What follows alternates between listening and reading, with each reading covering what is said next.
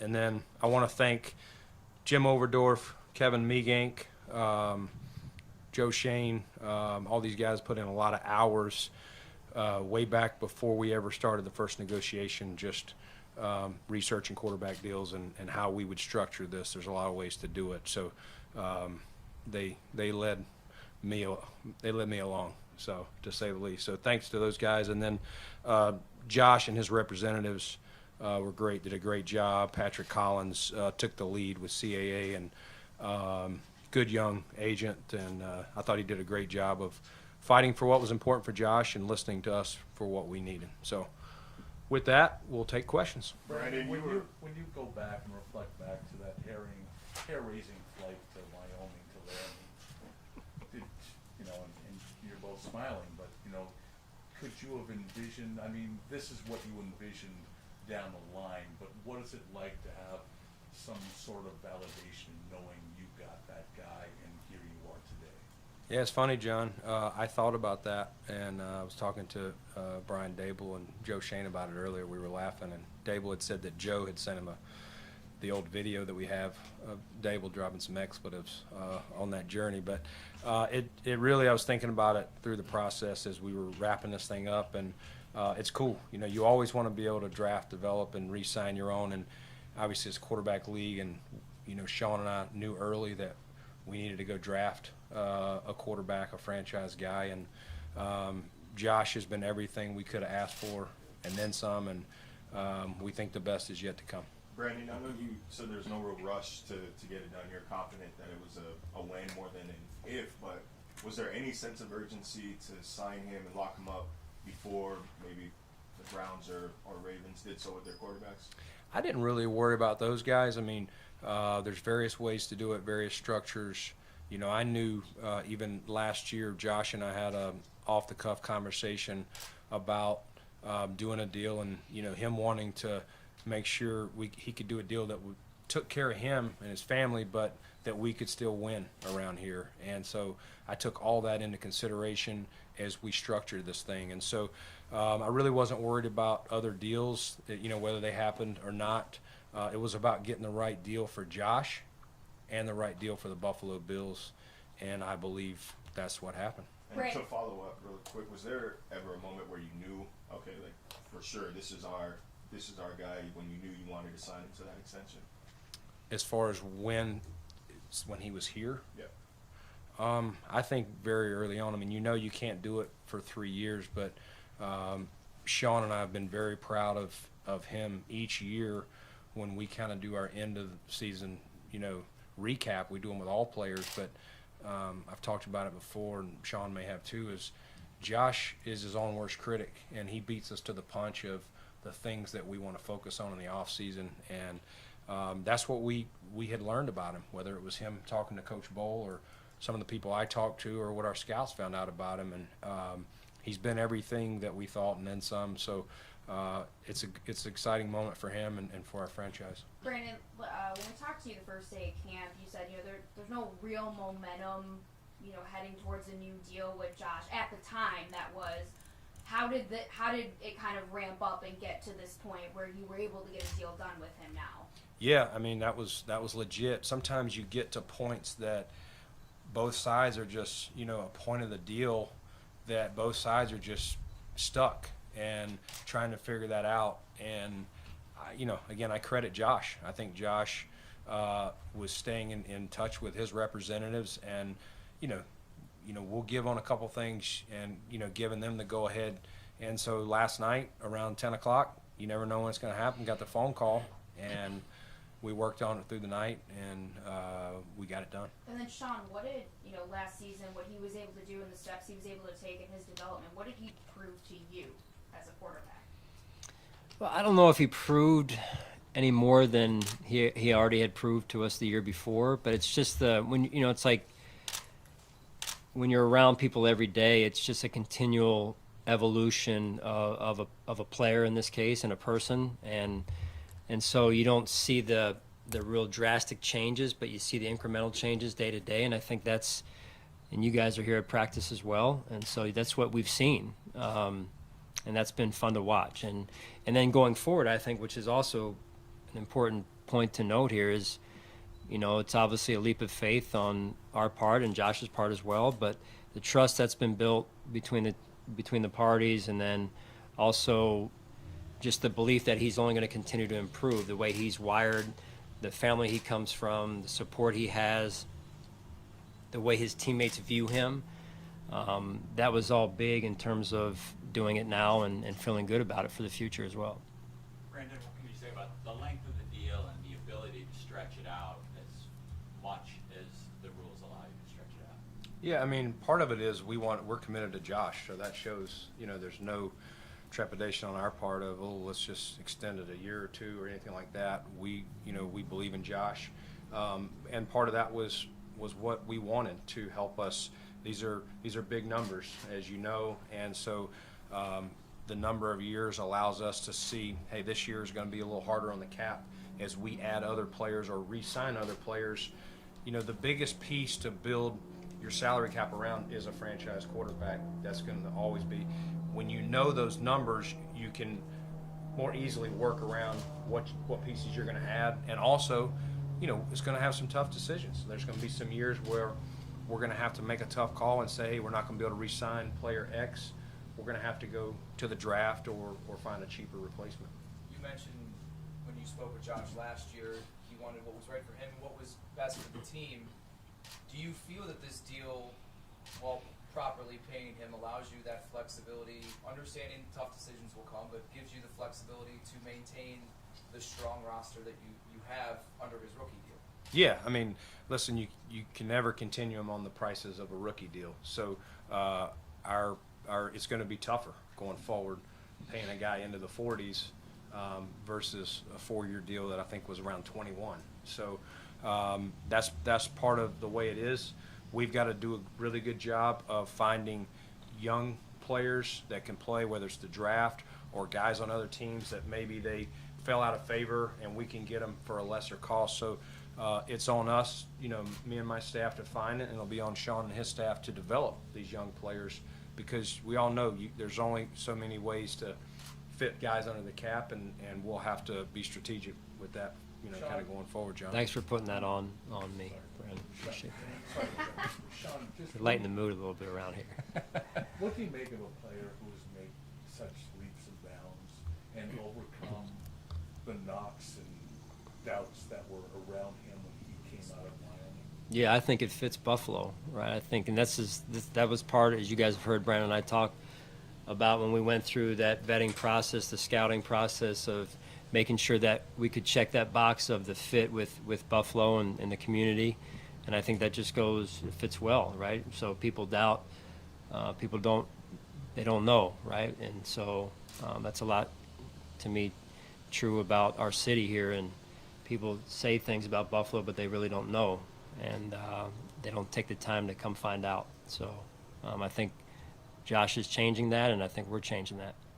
What does this mean to both of you to, not only be able to, with multiple players now, fit the mantra of draft, develop, and re-sign, but especially for a guy like Josh, who you did take a chance on him, and now you're seeing that come to fruition. I guess just kind of personally and professionally, what does that mean to you to see him take the steps he did and now be able to give him this contract? Yeah, I'll just start off by saying that's one of the joys of coaching, right, is developing, in this case, a young man to improve and become what he's become. And it's not just the coaches, it's everyone on staff we have. It's our development team. It's I see some of them back here. It's Chris, it's Jason, it's Marty, it's Derek, it's Brandon. I mean, it's always all hands on deck when all these young men come into onto our team. And that's where that process comes in. And so, we always say, hopefully people come here and become the best version of themselves than they've ever been before, whether they're staff or they're players in this case. And we think that, we've done a good job in this case with Josh. And I think you can say that about a lot of our team. And certainly we're not perfect, but we try and continue to learn and continue to put a good team on the field, and that's why we've done what we've done with Josh here. Sean, what does it say about Josh that it was reported he knew about the deal nearing a close and then still came out here and practiced the way he did. Obviously, leap of faith. You say the best version of himself. What does that tell you on such a defining moment in his life? That he's able to, at least from our perspective, almost like a business as usual. Yeah, I mean, that's again how he's wired, and that's what gives us, I guess, as much assurance as you could get from an organization standpoint on what we're going to see going forward. And so, yeah, I was trying to make sure we had a quick whistle back there if we needed a quick whistle. And I think one of the first times I've ever taken my cell phone out to practice, and I was texting Brandon before, hey, is this going to get done and where are we at? Because obviously there was concerns health-wise. So we respect that and would always want to protect Josh in that case. What did you guys observe about how his teammates responded to the news? Yeah, I think that's pretty cool. Some of the things that Derek shared with me, you know, current teammates, former teammates, both at the pro and college level. It says a lot about who Josh is and the family that he comes from. Josh, Trey, Dion, Micah, Matt, these guys who have been extended here in the last year or so, what does that say about where this team is at since you guys came in and started to do this overhaul? You know, to me, it's the goal. Like, we smile, and it goes back to Heather's question too, Maddie, is we would love every player we bring in here, whether it's the draft or we found them in free agency. We'd love to develop them more, the best version of themselves, whatever you want, and extend them. We know it doesn't work that way, but every time we can do that, we feel great, like a proud parent, so to speak, that this guy has done everything, and it's important. It sends the message to the locker room. These guys that are getting extended, they are doing everything we're asking, and Josh is a perfect, another perfect example among the list that you listed there, Maddie. Brandon, as Sean said, it's a leap of faith, but how much did it weigh into your decision to take that leap of faith? Your confidence in the system that you've placed around Josh, the additions you made, the coaches that you put in place, and then Sean, the lessons that you taught him over the past several years. Yeah, I mean, I think at the end of the day, Sean and Brian Dable, Ken Dorsey, Shea Tierney, all the people that have put their hands around Josh, that makes you feel confident. They understand what he does well, and then we've been able to figure out what kind of weapons he likes the best, what he sees, what he meshes well with, and we've added those things, and so that gives you the confidence. And Sean said we got a full development staff here to help people continue to grow. Josh is by no means a finished product. He'll be the first one to tell you, but those things and where he's come from to where he's at today, that gives you the confidence to ask the Pagulas to allow you to make this move. Brandon, you mentioned you got the call at 10 o'clock. Could you walk us through how it got from there to pen to paper? Did you sleep at all? Yeah, I mean, I will, but yeah, you know what? It was honestly, it was really they seeded some things and then asked for some things, and I kind of just took them down, and then I got Kevin Meegank on the phone, and Kevin and I went through, talked it out, and we called Josh's people back, and a couple times we got off and huddled. Kevin and I huddled. They huddled with their group and jumped back on, and a little bit before 4, we had, I would say, 98% of it done. We still had to finish some things. We had hoped to honestly get it signed before practice, to the point over here that Josh went out there and Sean was going to have that quick whistle to protect him, but we just couldn't get it done. So this contract is double in length at most, and there was a lot of fine-tuning parts that we had to get nailed down.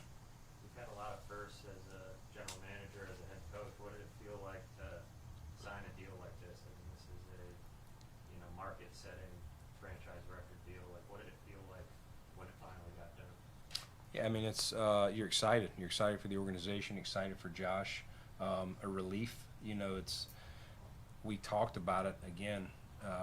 The quarterback is you can't win if you don't have one at this level.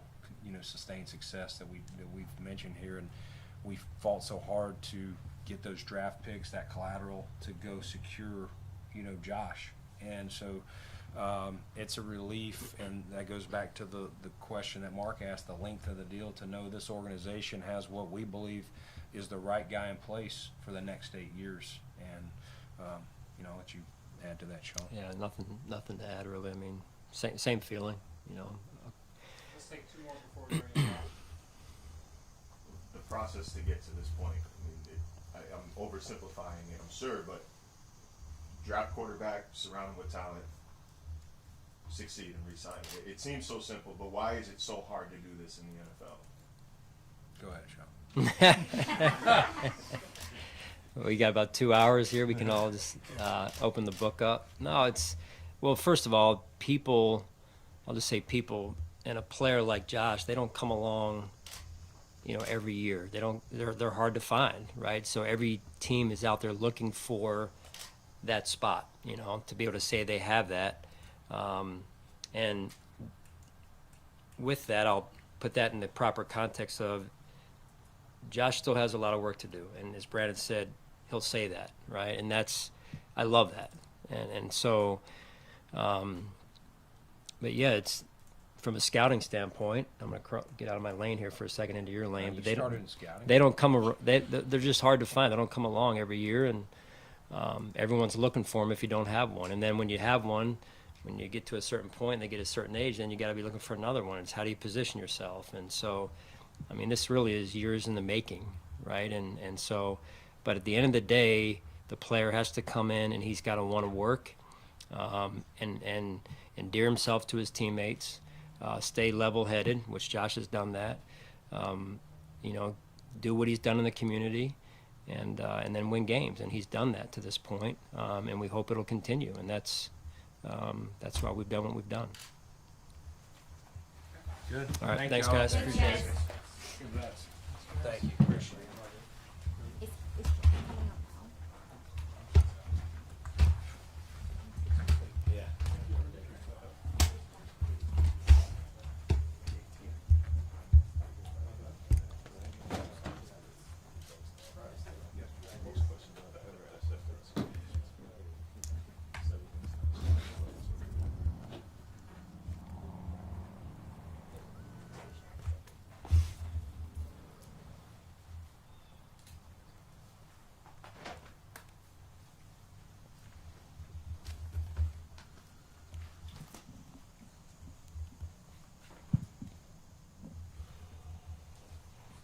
Minutes.